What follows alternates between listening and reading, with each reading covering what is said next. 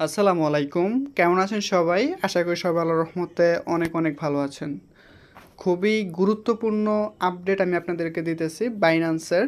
Update বলতে আপনাদের সিকিউরিটির বিষয় এটা। আপনাদের যারা কিনা বাইন্যান্স ওয়েব3 ওয়ালেটে কাজ করতেছেন বা বাউন্স বিট মেগা ড্রপে বা বাইন্যান্সের যেসব এয়ার ড্রপগুলো আছে সেগুলোতে কাজ করতেছেন, তারা এই বিষয়টা একটু মাথায় রেখে তারপর কাজ করবেন। সো ফার্স্ট হচ্ছে কেন এই টিউটোরিয়ালটা দিতেছি আমি আপনাদেরকে সেটা যদি বলি, বর্তমানে বাইন্যান্সে যেসব এয়ারড্রপগুলো আছে সেগুলোতে মোটামুটি সবার পছন্দের এবং এইগুলোতে এয়ারড্রপে জয়েন হচ্ছেন এবং প্রফিট পাচ্ছেন।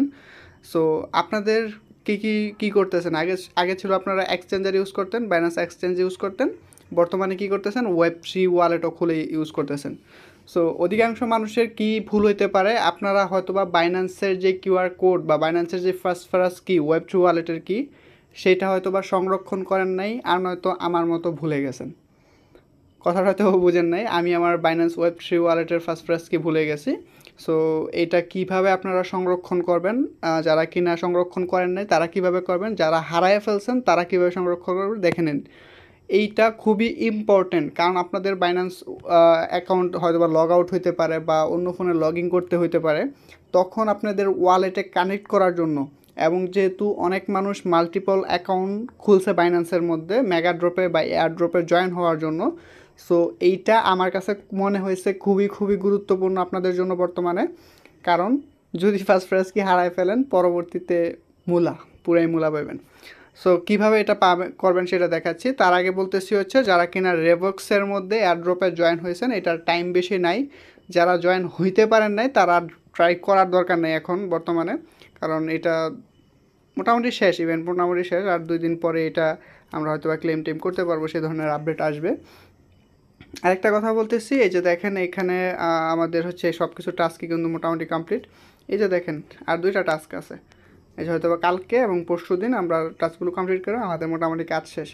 এবং এখানে দেখেন এক্সপিরিয়েন্স রিভক্স লেন্স যেটা আছে, এখান থেকে কিন্তু আপনারা ডেলি ক্রেডিট নিতে পারবেন। দেখাচ্ছি, আপনারা এখানে ঢুকে ওয়ালেটটা কানেক্ট করে নেবেন। এটা কিন্তু আমি ডিটেলসে বলে দিয়েছিলাম অবশ্যই।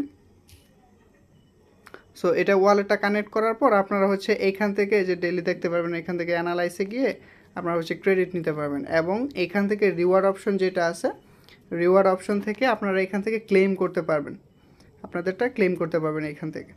সো আমি হোম স্ক্রিনে আসতেছি, ওয়েব3 ওয়ালেটে আসতেছি। সো এখন ভালো করে একটু কথাগুলো শোনেন। যদি ধরেন আপনি ফার্স্ট কি সংরক্ষণ করেন নাই অথবা ভুলে গেছেন, সেক্ষেত্রে আপনারা কী করবেন, আপনারা আপনাদের ওয়েব3 ওয়ালেটে আসার পর এই যে দেখেন এখানে নাম দেওয়া আছে, এর পাশে একটা অ্যারো আছে, অ্যারোতে ক্লিক করবেন এবং এইখানে পাবেন হচ্ছে যে আপনার ওয়ালেট অ্যাড্রেস, এবং পাশে পাবেন 3 ডট, এই 3 ডটে যাবেন, এখানে কিন্তু আপনি মাল্টিপল ওয়ালেট খুলতে পারবেন। সো এখান থেকে আপনি ব্যাকআপ, দেখেন এখানে কি আছে, ব্যাকআপ ম্যানেজমেন্ট, এখান থেকে ব্যাকআপ করতে পারবেন। তারপর হচ্ছে কাস্টমাইজ আছে, ইমার্জেন্সি এক্সপোর্ট আছে এখান থেকে অপশন। সো আপনি এখান থেকে ব্যাকআপ ম্যানেজমেন্টে অপশনে যাবেন এবং এখান থেকে আপনি গুগল ড্রাইভ, আপনার পারমিশন চাইতে পারে, সেখানে গুগল ড্রাইভও আপনি করতে পারেন, গুগল ড্রাইভ ছাড়াও করতে পারবেন। তবে আমি আপনাদেরকে পার্সোনালি সাজেস্ট করব গুগল ড্রাইভে না করার জন্য।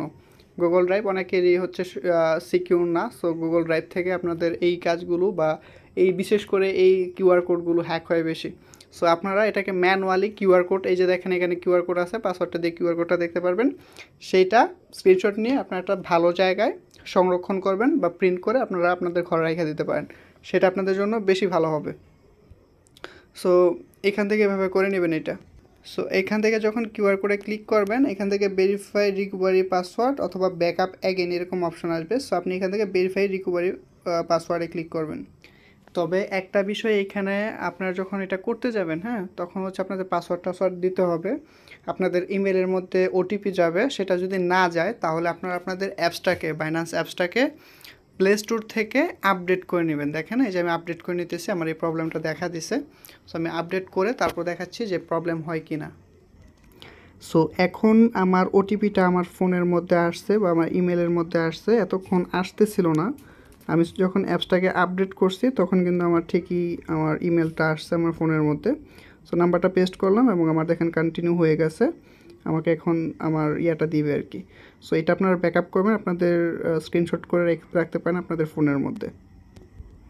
এবং এরকম একটা অপশন আসবে ওয়ালেট রেডি, এখান থেকে ওকেতে ক্লিক করবেন। সো কীভাবে আপনি আপনার ওয়ালেট সিকিউর করবেন বা আপনি ব্যাকআপ করবেন সেটা তো দেখাইলাম।